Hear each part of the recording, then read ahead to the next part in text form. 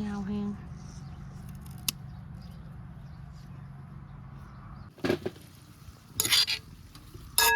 ตำฝือพี่น้องนี่ตำฝือลาวคนลาวไม่มีสิทธิ์อะไรดูคลิปจบก่อนค่อยคอมเมนต์เนาะพี่น้องสบายดีเด้อสบายดีและสวัสดีพ่อแม่พี่น้องมื้อนี้ก็สิมาเว้าเรื่องว่าคนลาวไม่มีสิทธิ์เนาะแม่นแล้ว แล้วก็มีตำฝือพี่น้องมากินมื้อนี้เนาะ แม่นว่าตำเส้นเล็กนั่นเองพี่น้อง แม่น ก็มากระ พี่ เจี๊ น้ ยบ อง เป็นหัวยาวแต่บนแก่บน นำเสนอเลยหมักกระเทียบญี่ปุ่นนี่ลองชิมเมืองแก่วะ พี่สิแก่วะ กินได้อยู่บ่ได้แก่ เสียงช่วงนี้ก็อยากค่อยๆเด้อพี่น้องเพราะว่าไม่เฮาพังเนาะเอาพังอีกแล้ว ไม่พัง พังป้าขนาดว่ารุ่นนี้คือว่าทนยังพังเนาะแม่นเพราะว่าอะแดปเตอร์เพิ่นน่ะพังบ่อยอะแดปเตอร์เพิ่นแพงได้เฮาก็เลยว่าบ่ซื้ออะแดปเตอร์ใหม่เนาะเฮาก็เลยว่าไม้ของเอ้ยนางน่ะเพิ่นบ่ได้ใช้แล้วเพิ่นว่ากันอยากได้ก็เดี๋ยวสิฝากเอ้ยหมีมาเนาะรอบหน้า พี่น้องกระเจี๊ยบนี่หวานหวาน อะแดปเตอร์อันละ1,000 กว่าบาทพี่น้องบ่ว่าจะไม่ตัวเกียวน้องน้อยพี่น้องไม่ซาซุกกันเดี๋ยวนี้จิกเป็ดนี่ยังใช้ได้อยู่แต่ว่าใช้ผัดคือไปยินอยู่อันหลังกอง แม่นไม่เฮาคือเดียว เวลาเฮาใช้ ลอง นี่ เปลี่ยนอะแดปเตอร์เบิ่ง คือแบบเสียงมันทั้งข้างรอบข้างเนี่ยมันเข้าในไม้เฮาคือเฮาบ่ได้ใส่ไม้ แม่น พี่ ก็ น้อง บ่ได้ใส่เลยลมพัดมาผัดว่าอู้ทางที่เฮาสอนไม้อยู่ในเสือพี่แต่มันผัดมีลมมาถึกตัวที่เฮาเสียบกลโทรศัพท์งงเลยสาวซุกคือบ่ได้ใส่เลยลองเปลี่ยนอะแดปเตอร์เบิ่งเนาะลองเปลี่ยน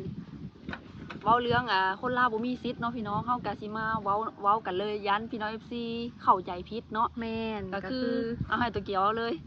คนลาวเนาะพี่น้องบ่มีสิทธิ์สร้างรายได้ใน Facebook หรือว่าในเพจเด้อพี่น้อง แล้วก็แบบว่าหลายคนก็เว้าแบบว่าทำไมไม่เอาคลิปไปลงเพจจะได้ตังค์จะได้เงินแบบลง YouTube ด้วยลงเพจด้วยหั่นนะพี่น้องก็คืออยากบอกว่าคนลาวสร้างรายได้บ่ได้ สมมติว่าเฮาซื้อซิมไทยแล้วสมมติว่าเฮาตั้งอยู่พุ่นแล้วเฮากลับมาพี่ซิมเมื่อบ่ได้เสื่อมต่อสัญญาณพุ่นก็ได้บ่เนาะตัวเกียวลองเฮ็ดแล้ว บ่ฮู้เพจค่ะบ่ คือว่า ฮู้ ได้ยินเพิ่นว่ามันต้องแบบเลี้ยงซิมไว้เลยเนาะให้มันมีสัญญาณตลอดเพราะว่าเพิ่นจับสัญญาณเนาะยากพี่น้องอยู่ลาวเฮา เสื่อม Wi-Fi ตลอด แม่ แล้วโทรศัพท์ฮ้อนบัดนี้พี่น้อง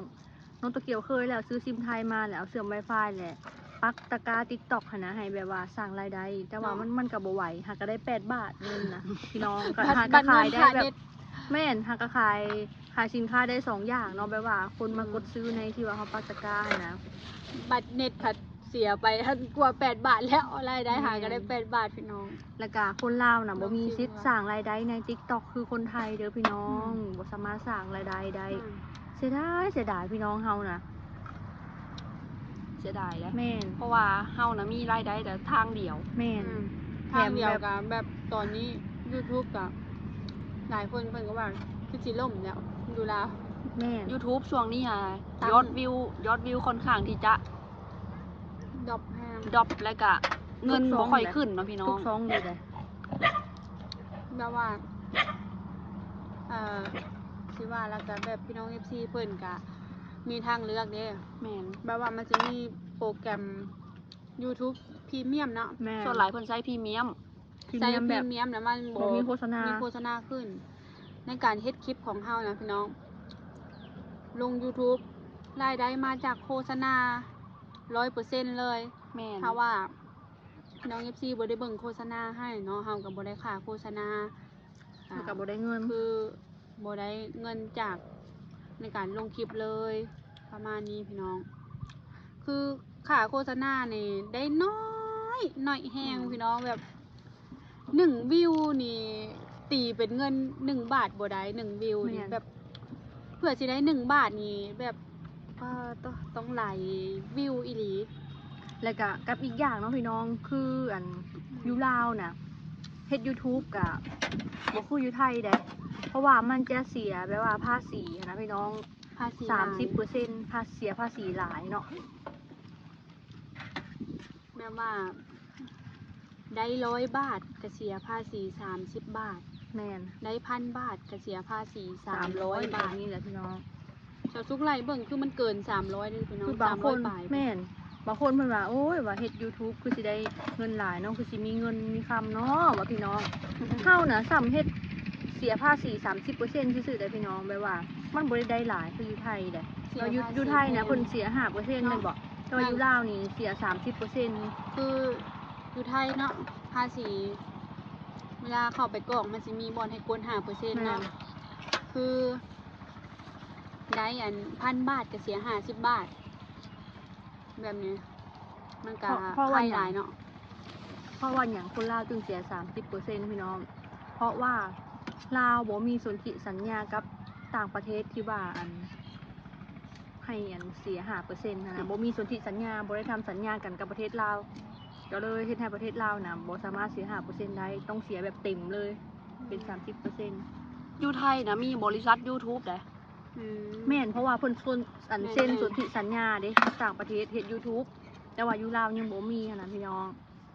อยากให้มีเด้เนาะพี่น้องโอ้ยสาธุพี่น้องจะสิเฮ็ดแนวใดอยากให้มีสนธิสัญญากับต่างประเทศเนาะเพราะว่าเฮาจังบ่ได้เสียภาษีหลายหั้นนะพี่น้อง เพราะว่าคู่มื้อนี่แฮงได้น้อยพันแฮงบ่ว่าจะสิได้น้อยหรือว่าได้หลายก็ต้องเสีย 30% หั้นนะพี่น้องบัดช่วงนี้พันได้น้อยแบบว่าอีหลาอีเลือพี่น้องคาสิเว้าแล้วก็ยังเสียแบบ 30% อีกหั้นนะเฮาก็ท้อได้พี่น้องบางเทื่อก็ได้ ตั้งแต่เริ่มต้นปีมานี่รู้สึกว่าเฮานะกุ้มใจพี่น้องกุ้มใจก็คือช่วงนี้นะได้แต่แบบ มาไล่ ได้แต่แบบค่าเน็ต เนาะ แล้วก็ค่าน้ำค่าไฟเท่านั้น ซื้ออยู่ซื้อกินในครอบในครัวพี่น้องโชคดีแต่แบบอันเฮานะพยายามเฮ็ดสองซองก็เลยแบบซอยกัน เวลาซื้อของอยู่ของกินนี่ก็บางเทื่อสาวสุกมีสาวสุกก็ซื้อมาตัวเกียวมีตัวเกียวก็ซื้อมาน้องน้อยมีก็น้องน้อยซื้อมาเว แบบ ลา หยวนๆกัน แม่นหยวนๆกันซอยกันพี่น้องคันว่าซองเดียวบ่รอดเนาะบ่รอดสองซองแบบซอยกันพี่น้อง แม่ แบบเวลาเฮาไปตลาดเนาะก็เปลี่ยนกันซื้อมาแนวกิน ขนาดมี2 ซองก็ยังดึงกัน ดึงกันเกือบบรอด นั่นแหละพี่น้องเลยก็เลยเป็นแบบท้อแท้แบบกุ้มใจนำภาษีบ่ผ่านเสาซุกกรอก3-4 รอบแล้วบ่ผ่านเลยพี่น้อง มีอีกอย่างหนึ่งซ่องเนาะตัวเกี่ยวกับบ่ผ่านคือกันเนาะอีกอย่างหนึ่งที่ว่าเห็นอันคนลาวคนสอนก็คือเอาใบขับขี่มายืนยันเบิ่งเนาะเป็นภาษีสิงคโปร์นี่บัตรประชาชนหรือว่าบัตรประจำตัวกับบ่ผ่านพี่น้องเดี๋ยวน้องตัวเกี่ยวหาวันจันทร์ที่สิมานี่แหละสิไปเฮียนใบขับขี่ คือ เอามาประกอบเอกสาร เบาเอเพิ่นเว้าหั่นเด้อเบาเอเพิ่นเอาอันภาษีสหรัฐอเมริกา แม่นอันนี้ก็ ภาษีอันสหรัฐกับอันสิงคโปร์คนละอันกันได้ แม่น ทุก3 ปีต้องได้กรอกภาษีสหรัฐ คือสหรัฐนะเขาส่งไปแล้วผ่านแล้วพี่น้องแต่ว่ามันต้องให้กรอกสิงคโปร์อีกเดี๋ยวนี้ค่ะ ก็เลยแบบว่ายังบ่ผ่านอเมริกานี่ผ่านแล้วเขาก็ออกไปแล้วส่งไปแล้วนะมันยืนยันนะหนุ่มเนาะ มัน แต่ว่ายัง อนุมัติให้บ่บ่ แม่เอาหมดแล้วน่าจะสิงคโปร์ เออ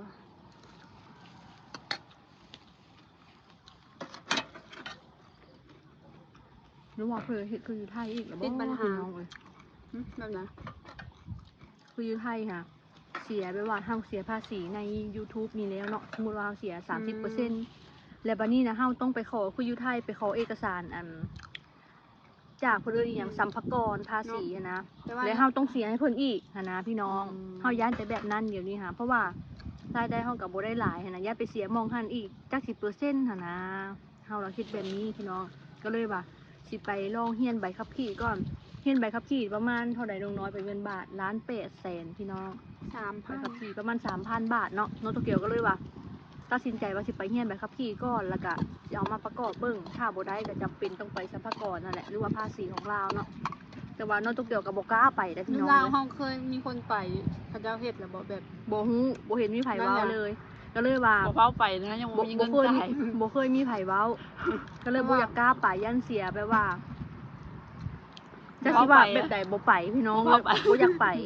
มื้อนั้นไปสวรรณเขตเนาะไปอันพาเอื้อหมีเพิ่นน่ะไปเฮ็ดพาสปอร์ตก็เลยพากันไปแวะกินต่ำเนาะแล้วเห็นอันพนักงานภาษีนะว่าอยากถามเพิ่นเด้ว่าขนาดจะถามก็ยังบ่กล้าพี่น้อง ว่ามีคนเคยไปอันสอบถามหรือว่าไปขออันใบอันถิ่นที่อยู่ภาษี YouTube บ่นะกับบกล้า เซินว่าสิไปสำนักงานเพิ่นพี่น้องเอ้ยอหลีได้บ่กล้าพี่น้องก็เลยว่ามันต้อง น้ๆ มี เนาะ รายได้หลายบ่จึงไปเนาะตัววันสัมภากรคือฝั่งไท บ่ ย ฮู้เลย อยู่ไดเนาะพี่น้องลาวเฮาคือบ่มีหลายคนเว้า แม่นไต้หวัน เฮาก็ ไท เลย ย บ่ นะ ฮู้ เพิ่นน่ะสอน ต้องไป ว่า แบบใด ต้องไปสัมภากรไปขออันถิ่นที่อยู่ค่ะหั้นนะ ตัวเกียวน้องน้อยเห็นนั้นทางฝั่งไทยเพิ่นเฮ็ดเพจเนาะ อืม เงินน่ะขึ้นไวแฮง แม่น เพิ่นเอาลงโชว์นะ อืม อย่างเช่นก็คือเชฟกระทะห้าง อืม ที่เป็นไอดอลของหลายๆ คนเลย แม่น เฮ็ดให้หลายคนมีแรงบันดาลใจเนาะจะเล่าเฮาอยู่หยัง เอากินน้ำไม่ไข่ เพราะว่า อันนี้ได้ยินนะพอบ้านดองเพิ่นเว้าให้ฟังตอนนั้น เพิ่นนะมีคนดูแลอันเพจให้แม่ว่าแบ่งกัน 50% อืม แต่เฮายังคือบ่ฮู้จักไผเลยเนาะ ให้ไผ่นอกดูแลเพจเอาไว้น้อง มา เพ เพิ่ จ นตั้งเพจให้ แต่ว่าเพจทำเพราะมันมีแล้วค่ะพี่น้องแม่ว่า แต่ ห้าม ว่า สิไป มัน ห้ามสิไปเปลี่ยนใส่ซิมไทยแล้วเอาเพจเก่าเฮานี่ได้บ่นะ อันนี้ ห ค่ะ รือว่าต้องสร้างใหม่ ต้องถามผู้ฮู้เนาะว่า เอาเพจอันที่เฮาเคยเอาเบอร์ลาวตั้งแล้วไปเปลี่ยนใส่เป็นอีเมลไทยเบอร์ไทย แม่น สิได้บ่เพราะว่าเฮาก็เสียดายเนาะ หรือว่าสร้างเพจใหม่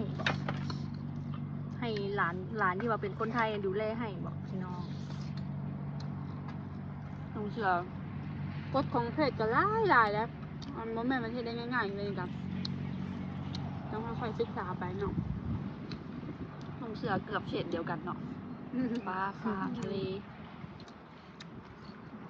ช่วงนี้น่ะ อากาศร้อนแห้งเด้อพี่น้องร้อนแบบเหงื่อไหลไข้ย้อยเลย พร้อมจนแบบ แหมเนาะ กินข้าวบดแซ่บบ่อยากอีหยัง แล้วก็พี่น้องบ่ว่าจะอยู่ไทยได้มีฝุ่น PM บ้านเฮานี่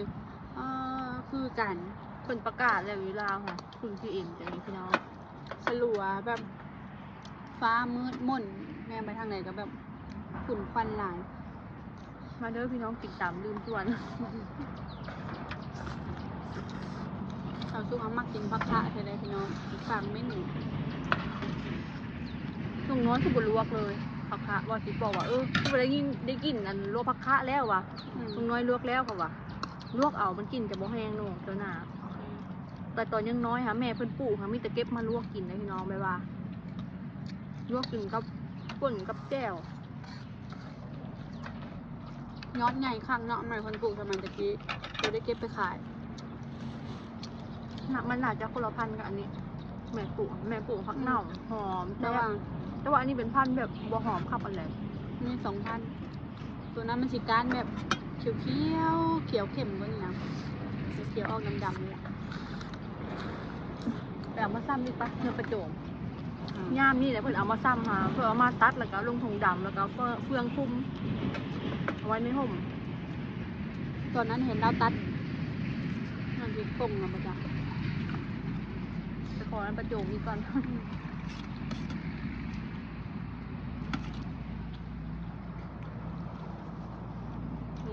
มาเปล่าอยากนำละแต่ประมาณนั้นเลยพี่น้องเลยบ่อนใดนะทางสั่งรายได้ออนไลน์เฮาอ่ะยากเนาะอยู่ลาว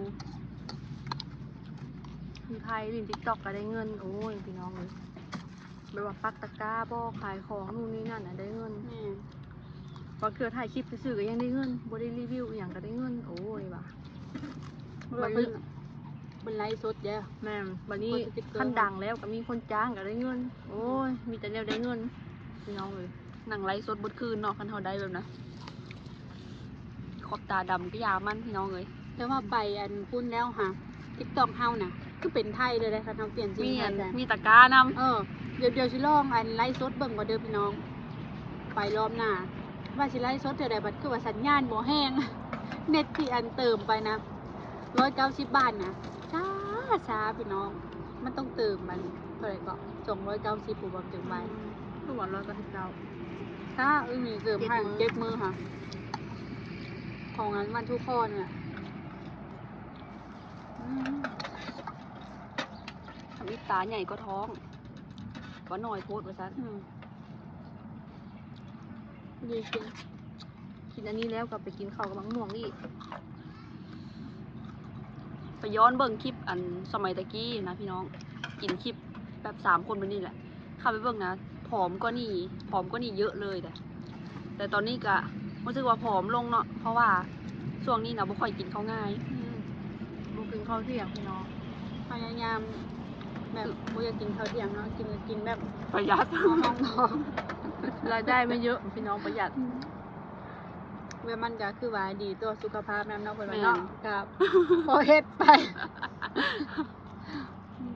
แม่ นั ว่าก กระลงนะพี่น้องเลย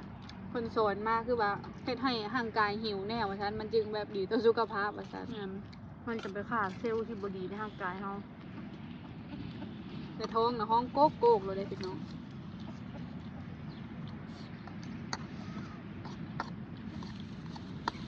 แปลกเนาะปีนี้จักรจันทร์เพื่อนห้องแต่ตอนเช้ากับตอนกลางคืนพี่น้อง คือปีกายเนี่ยคือว่าห้องแบบว่าสามียังห้องอยู่เนาะ สงสัยเพื่อนย้านคนไปจับเอาเพื่อนหมอ แบบว่าน้องเข้าคลิปแบบปีกายนี่ค่ะ แม่นแล้วก็ไข่มดแดงเนาะบ่ค่อยมีปานใด คือส่วงที่ผ่านมาคือปีที่แล้วก็พอได้มีให้แหน่กินอยู่เนาะพี่น้อง แต่ว่าปีตกมาปีนี้ค่ะกระป๋อมกับบ่มีไข่มดแดงก็อึด กระป๋อมแม่งสวนเฮาเห็นกับตัวน้อยๆนะดีซี แม่น ที่5 ตัวไม่ได้ออกมาปล่อยไว้นะคะเนาะ แม่นแล้ว ยังบ่มีเลยแม่ว่า มันเกิดจากไฟไหม้ป่าหลายน้ำสัตว์อย่างก็เริ่มสูญพันธุ์เนาะคือแถวบ้านเฮานี่กาป่าอ้อย อืม เจ้าจูดใหม่ตลอด คือว่าได้ยินเพิ่นว่าบ่ให้จุถ้าจุเลยสิบ่ฮับซื้อของงานนะ แต่ก็ยังมีคนจุอยู่เนี่ย บ่ฮู้ว่าตั้งใจจูดหรือว่า มันเกิดภัยเองหรือว่าจังไดพี่น้องบางเทื่อก็แบบกลายไปน้ำทางก็เห็นไหมอยู่นะ ฮ้อนหั่นนะเฮามายืนอยู่กลางแดดนี่ป้อฮ้อนแบบแสบผิวไปเลย ขนาดว่าแดดบ่ได้แห้งนะเพราะว่าช่วงนี้มันมีมลพิษเด้แปลว่าควันจะปกคลุมหรือเฮ็ดให้แบบมืดสลัว แต่ว่าร้อน พอดีอิ่มข้าวแรงเลยพี่น้อง ว่าสิกินไข่หน่อยนี่กะเอาไว้หลังไม้เนาะ ไว้หม่องข้าว หม่องตะกี้อันสู้เฮานะเคยแจ่วไข่แล้วกับม่อง คน แซ่บเลยเว้ามายังสิอันแจ่วกินอยู่เลยพี่น้อง คือว่าแซ่บเป็นแจ่ว ทั้งหม ไข่ ดมี3คนนะไข่มี2หน่วย แบ่งกันบดตกก็เลยเอามาป่นกินน้ำกันจ้ำกินพี่น้อง จี้มังเพชรอันมังเพชรห่าวนะพี่น้องมังเพชรแห้งเนาะแล้วมันสิหอมแล้วก็ซอยอันใบผักบัวลงไปใส่อันเป็นนัวไปลาแดกหน่อยหนึง แม่นแล้ว แล้วมันจ้ำคือว่าหอมแซ่บกูกินแบบละลาดอ่ะ โอเคพี่น้องสำหรับคลิปนี้เนาะเฮา3คนเว้าผิดพลาดประการใดก็ต้องขอโทษขออภัยหลายๆเด้อจะได้กาเป็นกำลังใจให้ครอบครัวสาวลาวเซโนแฟมิลี่ด้วยการบ่กดข้ามโฆษณาเนาะ โดย พบพอกันใหม่คลิปหน้ากราบสบายดีเด้อ สบายดี บ๊ายบาย